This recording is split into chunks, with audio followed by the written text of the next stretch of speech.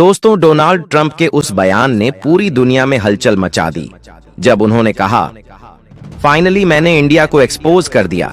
America और भारत के बीच चल रही ट्रेड वॉर अब एक नए मोड़ पर आ गई थी।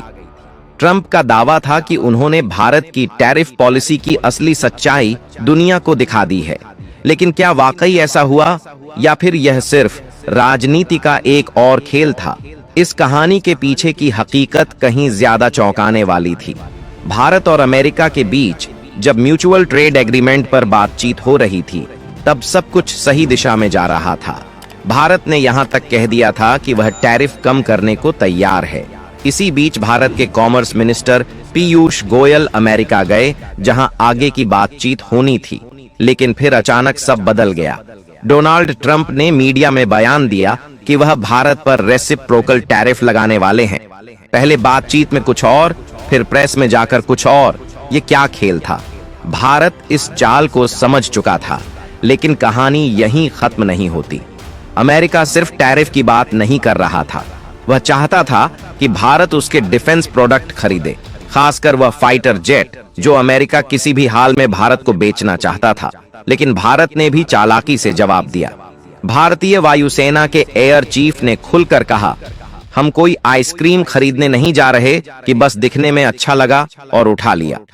अमेरिका जिस F-35 फाइटर जेट को भारत पर थोपना चाहता था, वह न सिर्फ महंगा था, बल्कि खुद अमेरिका की रिपोर्ट्स में उसके कई गंभीर तकनीकी खामियां उजागर हो चुकी थीं, और भारत को महज दिखावे के लिए इतने महंगे जेट की जरूरत नहीं थी। अब सवाल यह था कि अगर भारत F-35 नहीं खरीदेगा तो क्या खरीदेगा?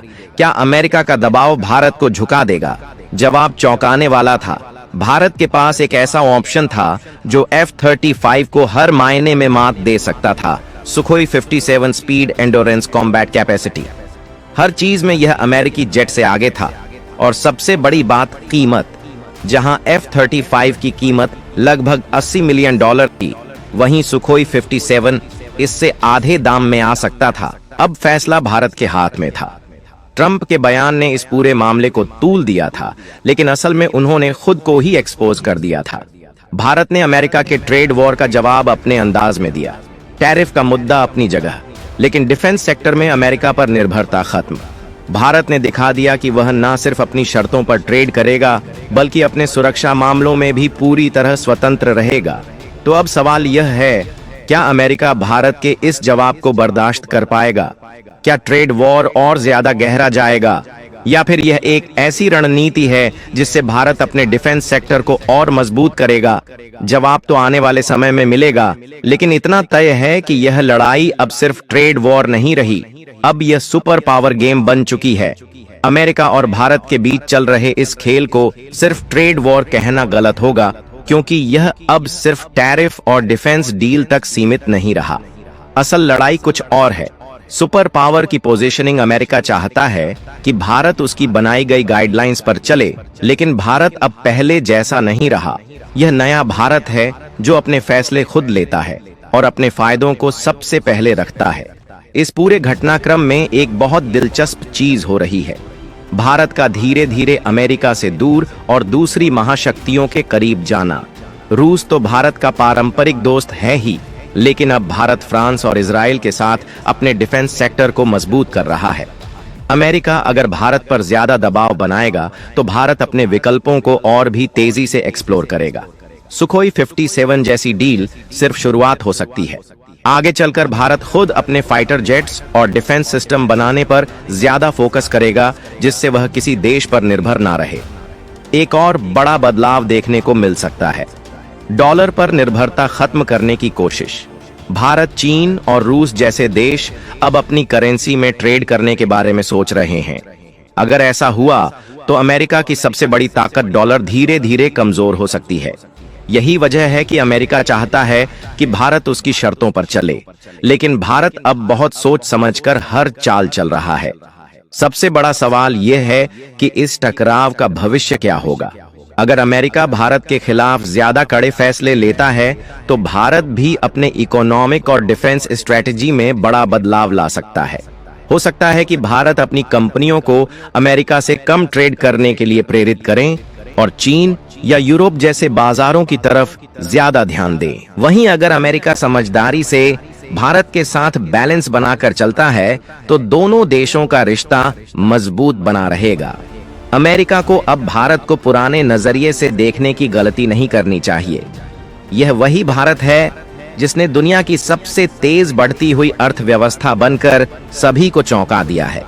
अगर अमेरिका ने सही कूटनीति नहीं अपनाई तो वह न सिर्फ एक बड़ा ट्रेड पार्टनर खो सकता है बल्कि एक मजबूत रणनीतिक सहयोगी भी। अब देखना यह होगा कि आगे कौन सी चाल चलेगी, भारत की या अमेरिका की। भविष्य में भारत और अमेरिका के रिश्ते एक नाजुक मोड़ पर आ सकते हैं, जहां टेक्नोलॉजी, डिफेंस और ट्रेड तीनों मुख्य युद्ध क्षेत्र बनेंगे। अमेरिका अगर अपनी मौजूदा रणनीति जारी रखता है और भारत पर दबाव बनाता है तो भारत टेक्नोलॉजी और डिफेंस सेक्टर में आत्मनिर्भरता की रफ्तार और तेज कर देगा। भारत पहले से ही सेमीकंडक्टर मैन्युफैक्चरिंग, आर्टिफिशियल इंटेलिजेंस और डिफेंस रिसर्च में अरबों डॉलर इन्वेस्ट कर रहा है। अगले 10 सालों में हो सकता है कि भारत अमेरिका पर टेक्नोलॉजी के लिए निर्भर रहना पूरी तरह बंद कर दे और अपने खुद के चिप्स, सॉफ्टवेयर और फेंस इक्विपमेंट बनाए। इसके अलावा डिजिटल पेमेंट और करेंसी वॉर भी देखने को मिल सकती है। अमेरिका चाहता है कि डॉलर पूरी दुनिया की अर्थव्यवस्था पर राज करता रहे, लेकिन भारत अब रुपए में इंटरनेशनल ट्रेड करने के लिए कई देशों से बातचीत कर रहा है। अगर भारत इस दिशा में सफलता हासिल कर लेता है तो यह न सिर्फ अमेरिका के लिए एक बड़ा झटका होगा बल्कि पूरी ग्लोबल इकोनॉमी का पावर बैलेंस बदल सकता है।